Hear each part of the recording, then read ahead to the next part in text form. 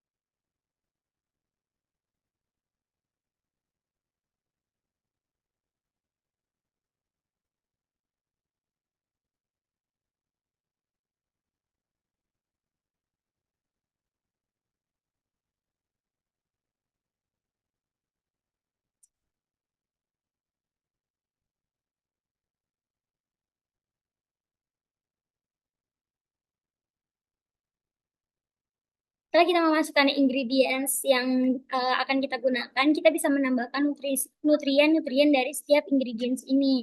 Nah, di sini kita berikan contoh pada PMM. Nah, untuk dry matter H-nya ini, kita harus saat mengisi nutrien ini, kita harus menggantinya menjadi dry matter basis. Nah, di sini untuk yang dry matter percentage, kita sudah punya datanya semua, dan itu diambil dari hasil uji proxima, seperti di sini. Nah, kita cari yang bagian PMM, kita lihat kadar airnya ada di 10,23. Nah, khusus untuk yang dry matter percentage ini, kita tinggal kurangi dari 100 dikurangi dari jumlahnya yang tadi. Berarti 100 dikurangi oleh 10,23. Yang mana hasilnya adalah 89,77. Seperti itu. Nah, untuk yang nutrien-nutrien selanjutnya, ini di sini aku pakai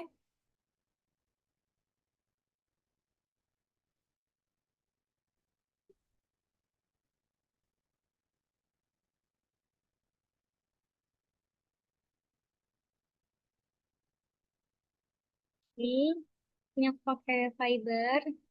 Ini masih sama ya caranya. Jadi klik kanan, add nutrients kayak gitu. Terus aku pakai protein.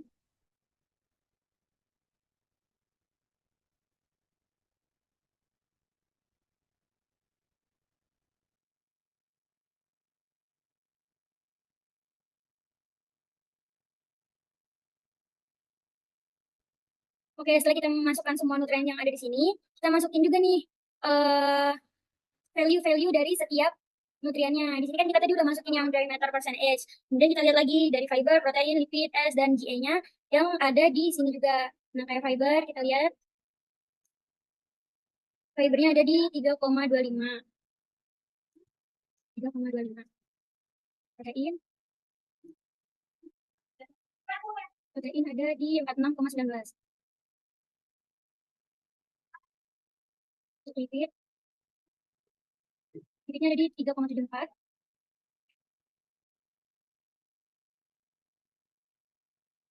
Untuk kadar abu ada di 22,19.